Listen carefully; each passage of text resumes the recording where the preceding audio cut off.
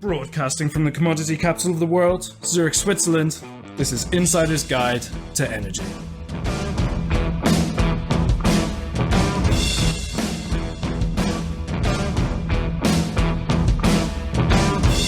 This edition to Insider's Guide to Energy is brought to you by Physicist. Go to www.physicist.com for more information.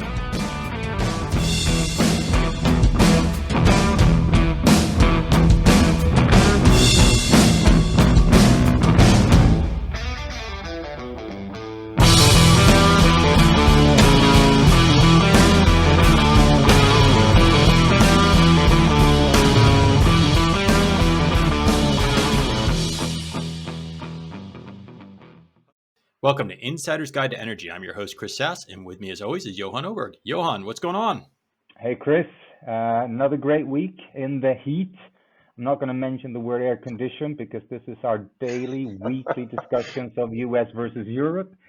But I think apart from that, with all the Europeans on the beaches, I think the big talking points has been the Russian gas, but I think that's been for quite a while. Yeah, but I think the irony is I was outside talking to some neighbors last night in my neighborhood, and we were just standing around and we were talking about anticipated heating this winter and what we think is going to happen. And it was interesting because one of my neighbors is Swiss and said, well, we're in Switzerland and we get our power from nuclear. I said, really? So you think year round we get enough power in Switzerland that there won't be any impact from this? And they weren't so convinced. I'm not so sure that's the opinion I have of what's going to happen this winter. So I hope we can go down a little bit of what's happening in the world today in this conversation today, because I think my opinion may be different than my neighbor's opinion.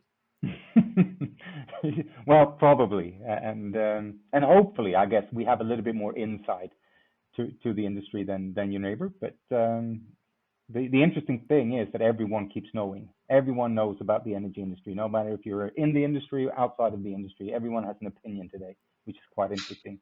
That was not the case a few months ago. But what do you think about today? Do you have any specific around?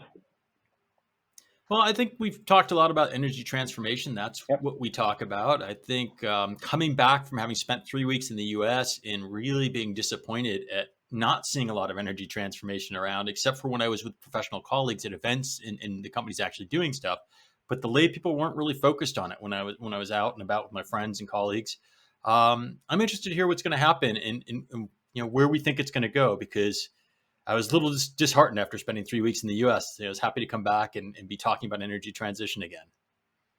No, and I agree. And I think today we'll probably have one of the perfect guest for understanding and at least discussing. We'll see if we have an understanding or if we have an alignment on this. But it's going to be really interesting to hear our guest views on this. I know he's vocal around this, both on the energy transition, the sustainability towards sustainable energy, but also how the power markets will work in the future. So I think it's going to be an interesting, maybe a bit challenging. We'll see where we head on.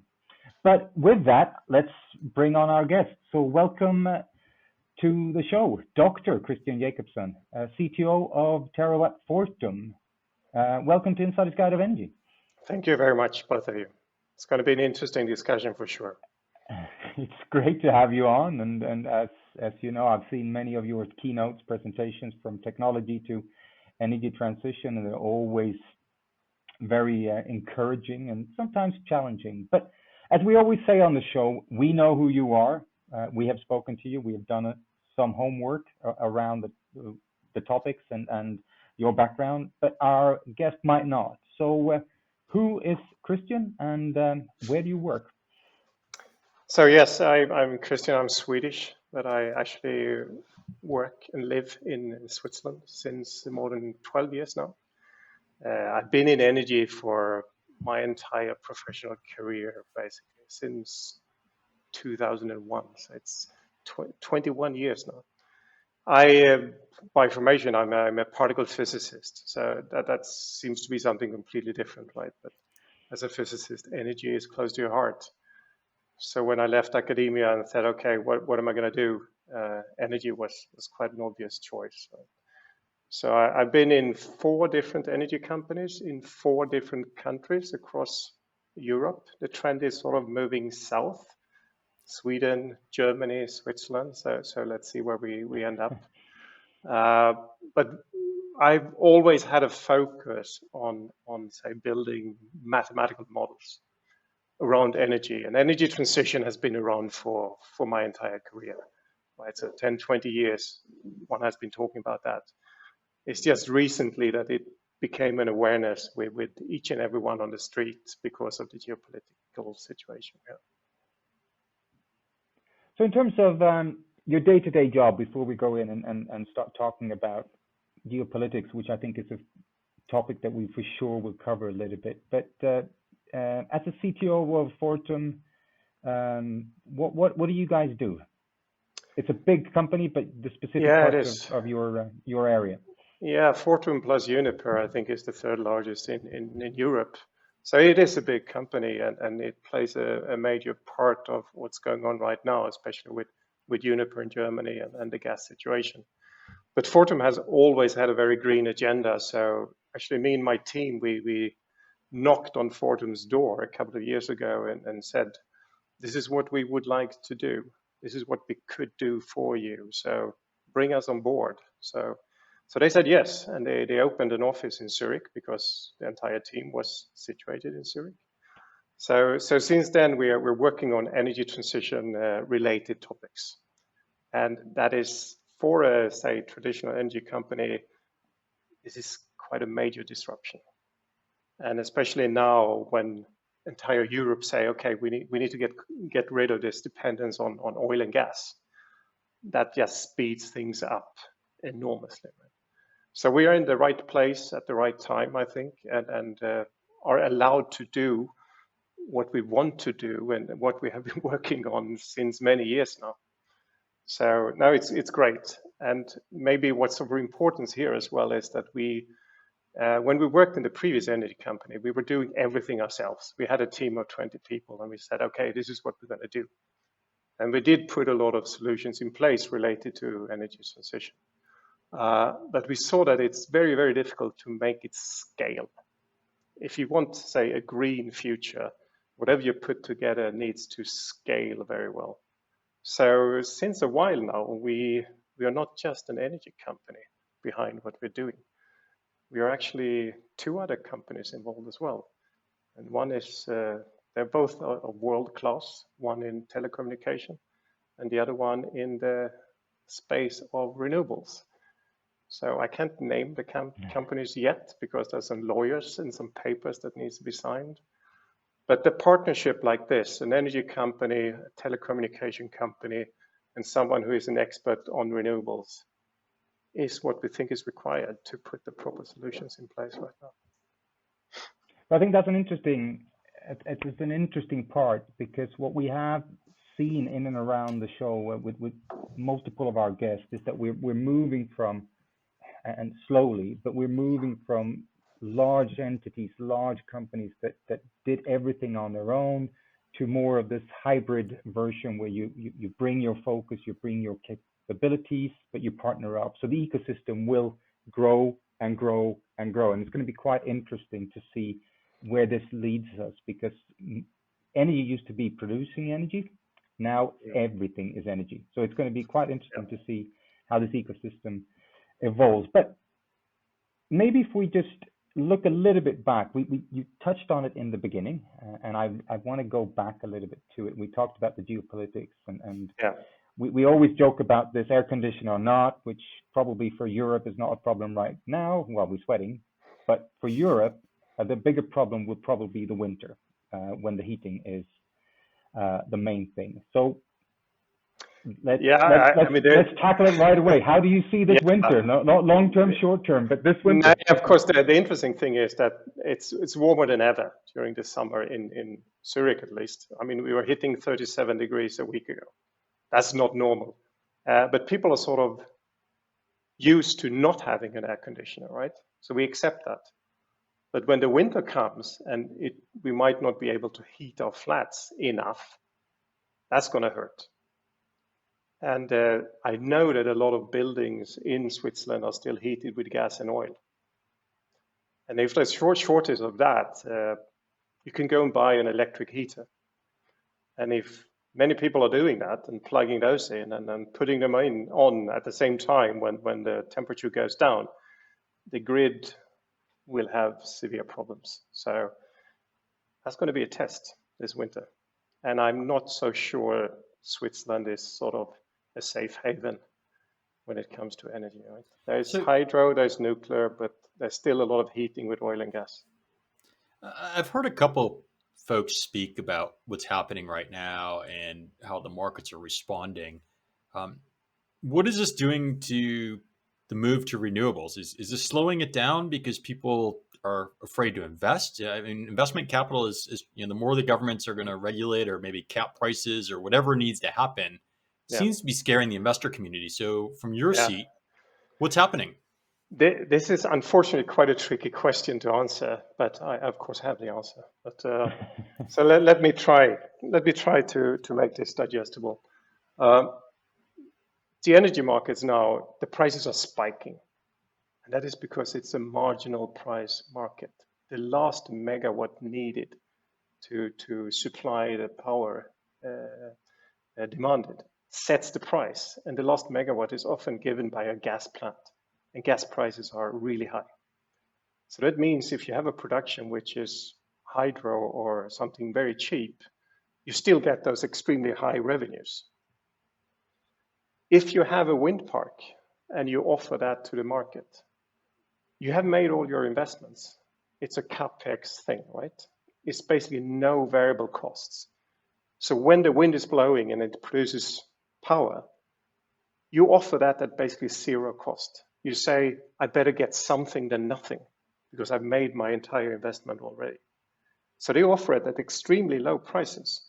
So when there is enough wind and solar, the prices goes towards zero. But when there is not enough wind and solar, prices go sky high, and there's nothing in between. So if you're an investor in wind and solar, and you say, okay, with time, there are going to be more and wind and solar in the system, that means more and more often, prices are going to tend towards zero. And then my investment is down the drain. So even though we really need more wind and solar, the investment is a tricky thing today because of the way the markets are designed. It's a flaw in the design of the markets for renewables. And so what's the solution? Everybody's saying they want energy independence. Yeah. What you see now is that the energy markets are failing, right? So what's called the day-ahead spot market is what I described, so either really high prices or zero prices. Spot prices are the underlying for the futures market, so where you hedge your future costs and revenues, right? That one is connected to spot, so that one also dies. There's no liquidity in it anymore, so you cannot hedge your production or your supply contracts. The only thing remaining is the intra market where you fix the balances on very short term. So that one's going to survive. So that one is still needed. But what you have to do is that if you invest in wind or solar, you sign a long-term contract with a B2B customer, a factory or a municipality, and say, you're going to pay a price which is sustainable for me as an investor in the wind park. I'm not going to see those fantastically high prices we see right now, but I'm also not going to see zero prices. I'm going to get a price which is sustainable for me as an investor in wind and for the factory who needs to afford the power. Then you have long-term security of your investments. That is typically what we need to do. But this is for the enterprises, which I can understand. So you do a PPA or you do some kind of a long-term contract in this, right? But you also mentioned that the energy markets are flawed, which means that in my book, we're not going to go back to something that is flawed, or are we?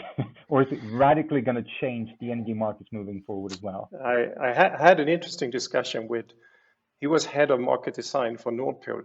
So he sits on this day and night, right? He agreed with me that probably only the intraday market is the one to survive. And the rest needs to be hedged, as it's called, secured, long-term wise, with contracts between the producer and the consumer directly. So you're bypassing the market. You're not using the market anymore. And the really relevant thing here is that it's typically a big consumer of power in one end and some wind and solar parks in the other end. And you're then netting production with consumption in real time. And whatever is the residual, whatever is left, could be a surplus or a deficit, you need to trade somewhere, right? You need to secure that. This you can secure on the intraday market, which will then be the only one surviving. So there is a solution for this. But to be able to do this, you need a lot of technology. And that is lacking today. You need to work in real time and then manage all of this. So you're talking kind of big picture here. Let's talk about this coming winter. What happens this winter? Buy gloves. Just be cold. It's just not. There's just going to be shortages. I mean, there is a lot of things you can do to say reduce the consumption of gas, mainly right? By just lowering the temperature 2 degrees. And on the electricity side, you can manage things over time, right? Typically, when we look at demand today, it spikes in the evening when people come home from work. They put on the dishwasher, washing machine, or whatever.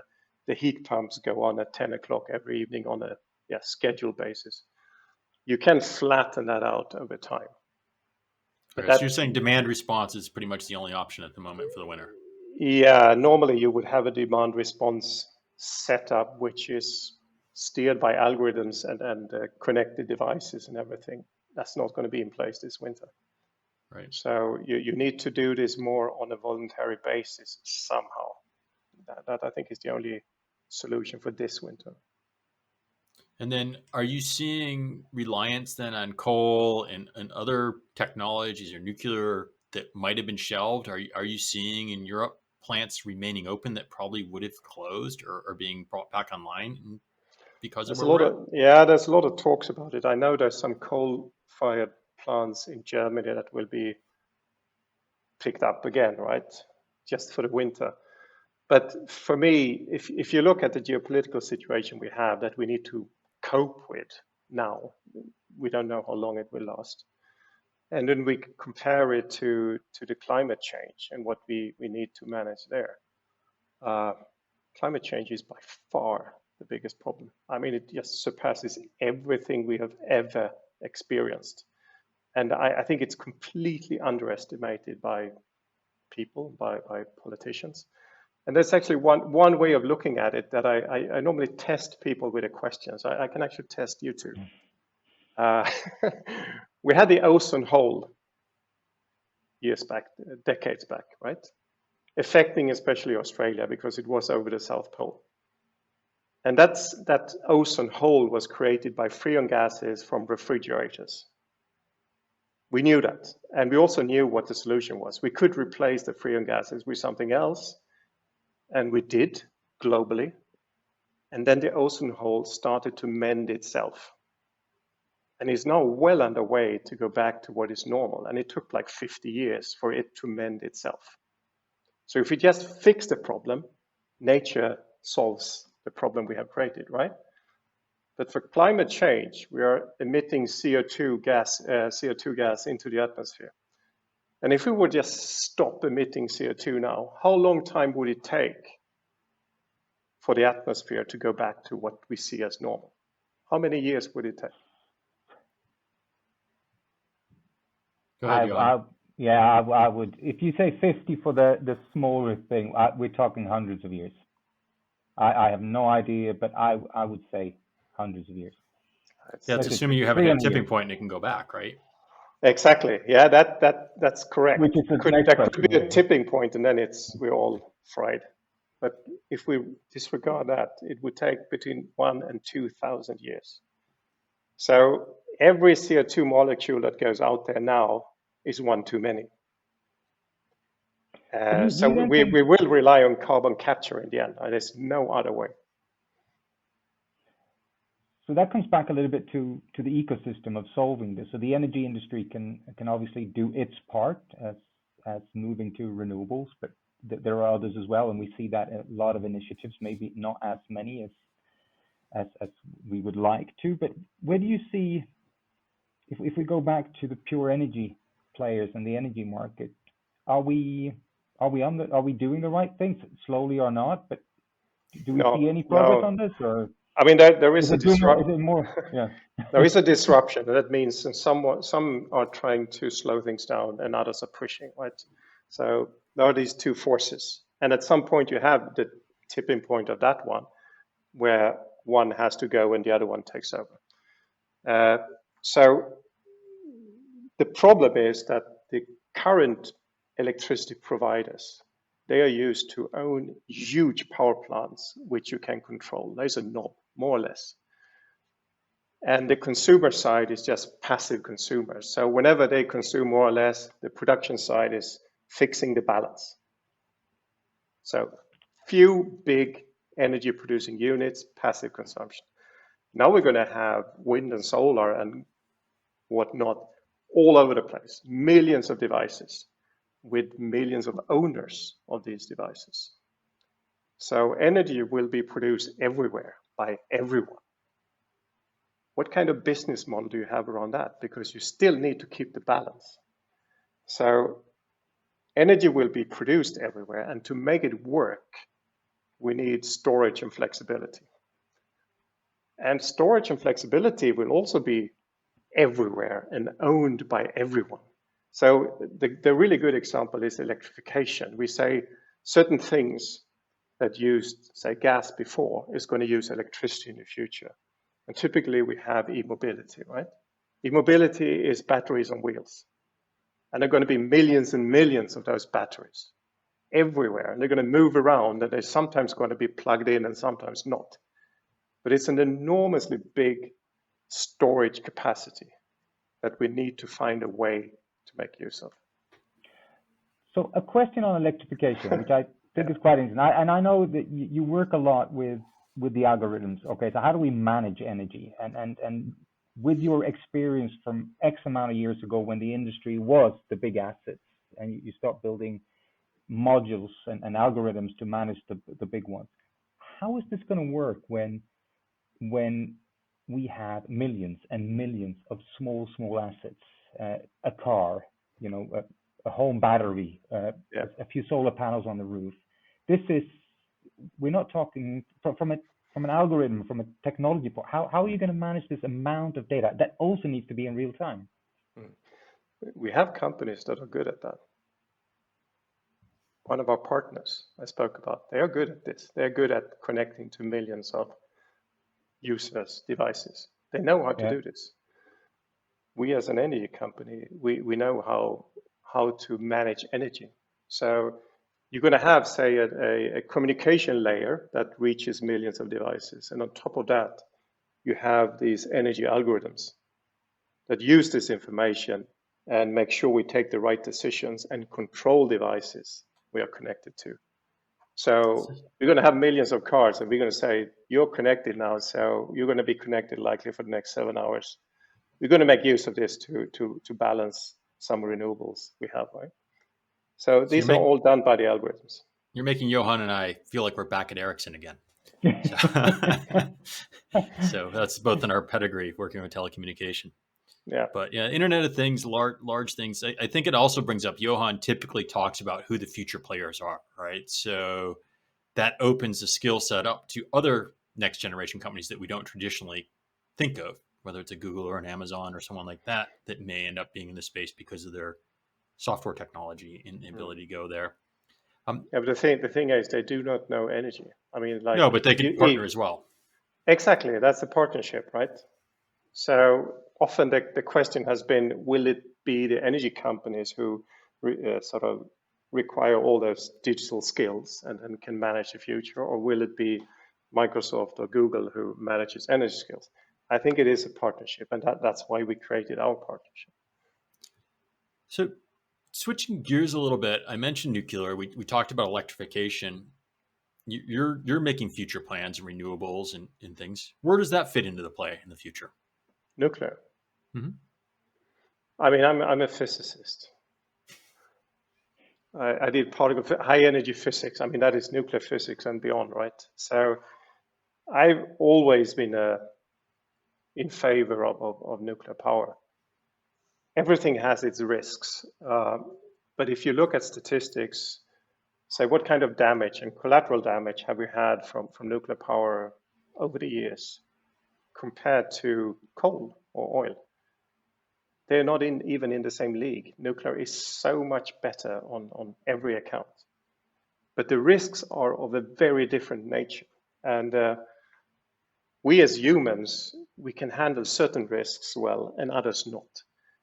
And there is, if you allow me to make an analogy, and if you're a smoker, you smoke cigarettes, you know that's not good for you and that increases your risk of dying later in life or dying prematurely, right? But many people are smoking nevertheless. Let's say that the risk of dying would be exactly the same, but of a very different kind, that smoking cigarettes was harmless. But in every 100,000 package of cigarettes, there was one cigarette with dynamite in it. So when you light that one, your head blows off. Same risk of dying. Do you think anyone would be smoking if there was a cigarette with dynamite in it? No one would. And the dynamite one is, of course, the nuclear situation, right? Safe, safe, safe, safe, safe. But if something happens, it's bad. And coal plants are what cigarettes are today, a slow death. Many people die from it, and a lot more than what we see from nuclear power. So, but based on your analogy, do you think it's part of the solution? Do you think we'll see more plants built and growing in order to hit the electrification goals that people have? I mean, you're in a company looking to ramp things up, or is it all distributed batteries and all that? You think? Yeah. Two problems with nuclear, right? First is, of course, the opinion among people. And the next one is the time it takes from deciding to do it until something is up there. It's going to be too late for climate change. So that's why I would not like to go down that route. Because me and my team, we've been working with renewables and storage and flexibility for so long. We know it works. And we know there will be even overcapacity. So you're going to have more and more often power for free. And then you can decide what to do with that one. And an obvious thing to do with this one is to produce hydrogen. Because hydrogen you can store. And during periods where you really need it, you have it in storage. It's a long-term storage. It's not the, say, best one today from an efficiency point of view, but if the power is for free, you have a surplus anyway. So you're saying instead of curtailing energy, you just put it into hydrogen and you just have it for a long-term need, is what your vision would be. Absolutely, yeah. And you can produce hydrogen locally. I don't think you need these gas pipelines. A factory often need a gas to burn to reach high enough temperatures. Electrification is actually not the solution for them. They can produce hydrogen locally fed by green energy. So green hydrogen.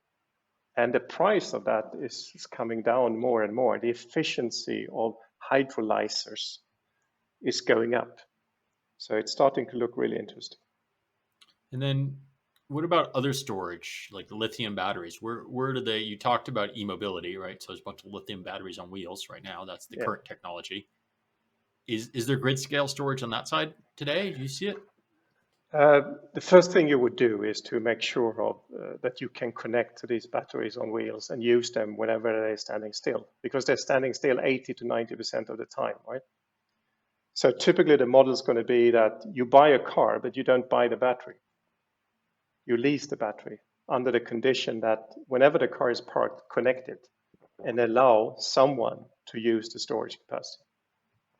Secondly, at some point in the lifespan of a car battery, you say it's not good enough anymore for the car. So you take it out and it gets a second life. Then you can start talking about grid scale batteries, because you can stack those second life batteries. And they're going to be in controlled environment, temperature-wise, and battery health checks. So they're going to have a long second life before they're being recycled. So But if you look at the analogy here with the car as the battery and as a service, and I think we're going to see more and more business models in terms of services, and you know, I saw BMW now released heating as a service for your car if you want to put on the heating. So I think there will be a lot, and I think they're trying. But what I'm curious about, if we exclude maybe Tesla, which has a different approach to energy and cars, who will actually own this? Because a car manufacturer, do they have the setup to actually lease a battery and take care of putting that into as a storage solution, or will that be done by an energy company? Because technically, I understand it, but who actually will do it? Yeah, take responsibility of it. I think that's why the car manufacturers are looking at this setup where you don't sell the battery; they still own the battery, right? So they create, say, extra business on top of just selling the car. So that's likely to happen, but the problem is very challenging. And there are some things you can do very easily. So what you call a vehicle to home, that means you use the battery to balance the PVs you have on the roof of your household, right? Vehicle to home. The next step is vehicle to grid, where you say you can balance the grid using the car battery, and that's what's called primary reserve. So it's high frequency control. So you're actually not talking about taking any energy in or out of the battery. You're sort of just keeping the frequency on the grid. Nice. But if you do the calculation, there is so much capacity left to be used for, say, balancing renewables. So with the amount of electric cars, bidirectional charging we're going to have, we can use it for so much more. And to find the solution for that is the real challenge. But we have forgotten one leg of electrification here. One leg is e-mobility and the batteries on wheels. The other leg is actually heat pumps and boilers, because that's a huge flexibility, which is untapped. And heat pumps, then we're talking about the thermal inertia of air in the buildings, and boilers, the thermal inertia of water in a building. So both of them sit on a flexibility that has a lot of value. So I think that's the early demand response companies I see, right? That's the low-hanging fruit for most demand response, right? Because it is, but you have to sort of, again, how do you make use of it? The car battery, you said vehicle to home. Okay, done, tick. It's a local solution. Vehicle to grid is actually also a local solution, because you can just put a finger on the grid and say, okay, it needs a bit more, it needs a bit less. So it's a simple solution. And I think it's the same for heat pumps and boilers, that you can, of course, use them to balance your house or your residential building, right? But there's more capacity than that left over. And how do you take that out to, say, balance wind parks, solar parks over bigger geographical areas? That's the tricky thing. Yeah. And that comes back to my question again, the same thing. Who will do it? So technically, it can be done. You have the assets, but will this be maybe an open question? But I'm curious, because this also requires, well, connecting them all, getting access to them all, sharing that, because I'm pretty sure that the producers of the heat pumps and the rest is also interested in somehow, even if they might not have the knowledge. So the business model here is extremely interesting. You know, where do we go from this? And then obviously the person that owns it, or are we going to rent them as well? The same thing as with a battery. So how do you see that? I mean, we develop technology to be able to do this, but that's just half of the problem, right? The other one is to develop the business model, and we do that too. And enough said about that. No, but it's an interesting one. We'll bring you back when we know more about it. But I think it's competitive space, right? I mean, I've talked to a number of companies that think they're going to aggregate and do that. That's why I said it's kind of a low-hanging fruit. I mean, we interviewed just a couple of weeks ago a company in North America doing that same business model, right? So what I see in renewable is a lot of competition where somebody's going to become a first market mover or take over a region or whatever. There's plenty of air in the room, as I like to say, for many players. There's a huge market. There is. But we're still really early in the game. And so we need to see some dramatic winners in different regions that will help set where the market goes. I think one of the key things is to create something that actually scales. Because if it doesn't scale, it's going to cost too much, right? And going back to the telecommunication example, I think Johan and I would both say from our previous lives is, the hardest thing was doing things in millions in scale, right? I could show you a demo on my Apple PC at a trade show, but if I had to go roll it out to millions or hundreds of millions of people, very different technology. Exactly. So I totally appreciate that it's hard to do things at scale and do it well. Yeah, absolutely. And there's another key component that we have been focusing on for very long. When you look at these, we call it ecosystems, energy ecosystems, right? I think it's a good term to use, because in an ecosystem, you need the right proportions of different things for the ecosystem to thrive. So you need the right proportion of wind, the right proportion of solar, storage, flex, and so on to fit some kind of consumption pattern. So that's where the algorithms come in. And to say what's good and what's bad, you need to put a number on something. You need to quantify it and say, this is what makes it good. And that is exactly what we're doing. We put a value on things. And you can put a value on an individual energy asset. But the important thing is to put a value of that energy asset in a portfolio of other assets. That's where it starts to get tricky, right? Because a wind park does not have one value. I mean, we have PPAs today being sold, and there's an auction. But for some players, that wind park has a higher value than for other players because of what they already have. And that's quite a dramatic difference in the value of things. So we look at the whole portfolio. Let's say an entire municipality, which has a certain setup of energy features, right? What's good for that municipality? What should they pay for a wind park? Or how quickly will they get a return on the investment if they buy a 20 megawatt battery? So that's specific, and that's what we have focused on. How can we optimize this? How can we define the value for a specific user? And is the value coming in less expensive than legacy choices? Oh, yes. So that people are making a business decision, right? They're not just making a feel-good decision. That it's bottom line. There are three levels on this. If you are the owner of the assets, if you're the owner of wind parks, solar parks, and batteries, and you calculate what's called the LCOE, so a levelized cost of energy consumed.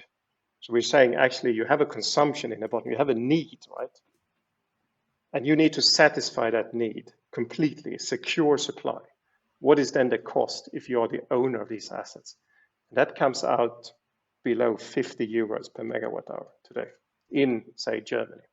It depends a bit where you are. So 50 euros, keep that in mind. If you instead buy PPAs, you're not the owner of the wind and solar parks, but you pay a price for the power coming from them. And then you pay a price for, say, a supply contract. Someone provides you with power, and it could be anything producing behind that. Then you end up with a certain price, and that's today is probably 350 euros compared to 50. If you would buy a pure supply contract on the market, it's about 400 today. So, as we said in the beginning of this interview, that you could actually, as a consumer, a factory, be the owner of wind and solar and batteries. That brings your energy costs down dramatically today. And that is where the investment becomes interesting again, right? Because you net whatever you produce, you consume, you net this, and the residual is the only thing left for the market, where the prices are crazy. But do you see this as long term? Because one of the things in any transformation of industries is, to me, simplified. There's two ways: either standards. So when we build these new ecosystems, and when we start talking about introducing a number of different assets, smaller assets, there needs to be some kind of standards. I think the telco did it with their roamings and the technology around it from business models. Or the second one is obviously one game changer that just takes it all with a fantastic new solution that revolutionizes the world. But how does this work today? I know that as of now, we don't have that game changer, but how does it work with standards? Because if you're going to do this in scale, it needs to fit everywhere. So if you have different companies trying different things, working against each other, it's a challenging market. I think you want to working for a company that is of a size where you can set a standard. I'll see what I can do. Yeah, but and that would really help. We have an interesting example of standardization within Europe's energy world today. It's called One Net. And the really funny thing with that one is that by the name, One Net, we're going to have one net. They actually came out with no, that won't work at all. So every region, every country is going to keep their standard. But then they build one, say, platform that knows the interface to all the different standards and creates its standard inside. And then anyone can use that One Net platform and create their business model on that one, where everything is predefined as some kind of standard. So that's an example of a successful, let's say, standardization in a world which doesn't want to play along. But the other side, as Johnson Controls, heat pumps, air conditioners, yeah, please provide some kind of standard where the company I represent, we can just put in an IP address, we are connected, and we can control it according to some kind of contract. That needs to be the future. So where are we on the journey? You mentioned professionally you're looking at building the alliances needed to make this kind of a partnership a reality. Nothing you've mentioned so far in technology is so far in the future. I think pretty much everything I've heard pretty much could be done today. I don't think we needed a new technology to do what you said. We're not waiting anything to be invented. It's just putting it all together. Yeah. So where's the journey? Where are we? We are on our journey, and as you said, there are many competitors trying to do similar things. I would say we are half a year away from launching the first solution that would scale. And then, of course, it's going to be with a minimum set of say, functionalities. And it's going to take another year or two to be able to cover everything we've been talking about here. So it's not that far away. But I have respect for this because, I mean, I've been trying to put these solutions in place for 10 years now. Does the prospect of perhaps leaner times in the next 12 months or a tough economy change things for you, accelerate things? What does it do for your business model with the outlook for the next 12 months, at least here in Europe? You have a certain segment that benefits from this. And those are typically municipalities. I think the future kings of energy is going to be the municipalities. And if you can make them understand the position they are in to grab this opportunity, this could go pretty fast, right? That a few of them try this out and it's a success, and then it just spreads. And then the whole setup looks completely different than today. So how would that, if we then fast forward a little bit, I know 2 years in energy for me is like a lightning switch almost in terms of a shift. But if we move up to 10 years from now, or 2030, how does it look? Where are we? The big change, the big change, say 8 years, is going to be that we're going to have so much more renewables in place. We're going to have 3 to 4 times more capacity in Europe than we have today. That's a dramatic change because that means everything is intermittent. We don't know exactly when it's going to produce. So in 8 years from now, we really need to connect all the million cars and all the millions of heat pumps and get that working in basically real time. Decisions needs to be made in real time on these millions of devices. So that is what required till 2030 if we're going to succeed with 3 to 4 times more wind and solar installed. And will we? We have to. Johan, you know how old I am, so so that means I need to fix this before it's time to retire. Right? So. Sounds like a good goal.